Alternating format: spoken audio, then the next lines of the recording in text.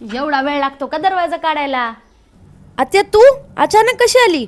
अगं पाऊस पडू लागला बाहेर म्हणून आली इथं. बरं झालं आलीस. ये ये ये.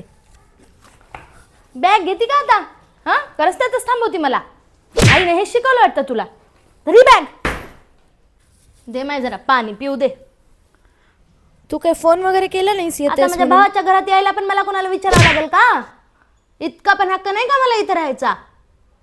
मग दादा, मी आता वारीला चालली, काही करणार आहेस का नाही मला? अहो वहिनी, आत्ताच धोंड्याच्या महिन्यात सोन्याची अंगठी केली नव्हतं तुम्हाला?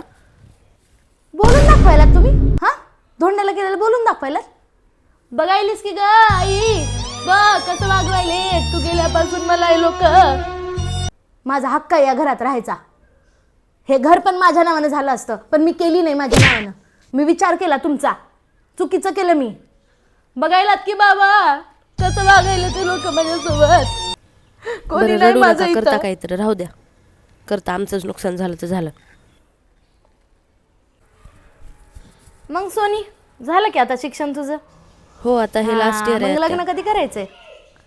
हा पिंट्या, बरं पिंट्या, हा MPSC ची तयारी करायला पिंट्या आता. हा आम्ही आता तिच्यासाठी बाहेरच बघायलो स्थळ. आम्ही काय पाहुण्यात देणार नाही कशाला तिला. बघायलात तुम्ही तिच्यासाठी? हा कशाला बघायलात? आपलं ठरलं होतं ना माझ्या पोराला द्यायचं मोठ्या. का नाही मग का बघता तुम्ही? बघ आई कसं वागायला ते लोक, वचन देतात तोडून टाकतात. जर का तुम्ही माझ्या पिंट्यासोबत लग्न नाही केलं ना, मी विषच पिते.